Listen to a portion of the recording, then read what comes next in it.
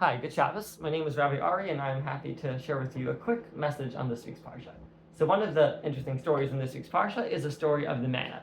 The Jews coming out of Egypt finally ran out of the matzah bread that they baked for themselves when they left Egypt. And they come and they complain to Moses and Aaron, and they say, we're going to die of starvation, we need food.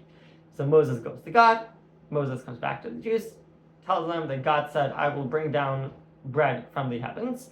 This bread is called manna, and the Torah does not give the name until the end of the story. The Torah details the story of the falling of the manna, how Moses told the Jews not to take the manna on Shabbos, not to go outside to collect the manna because the manna fell out into the field. So Moses told them, don't collect it on Shabbos. On Friday, collect a double portion, and that will last you for Shabbos. Now, this story shows how the manna really is connected to Shabbos. Because the Jews did not keep any aspect of Shabbos, as the Ramban says earlier in this week's parsha. The Jews did not keep any aspect of Shabbos until the manna came. Once the manna came, Rashi says that Moses commanded the Jews not to go outside to collect the manna on Shabbos because it was a violation of Shabbos, which indicates that only now is when they started keeping the Shabbos. And this is because of the connection between the manna and Shabbos.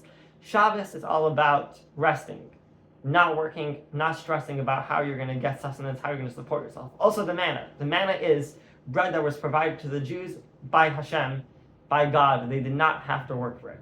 And this is an important lesson in our lives, which is that our sustenance, even though we have to work for our sustenance, and it's not clear how it comes from God, but in reality we have to look at it as the manna. The manna, the Jews had no food until it fell from heaven, and when they finished eating and finished their meal, the manna did not last till the end of the day. It rotted and it spoiled.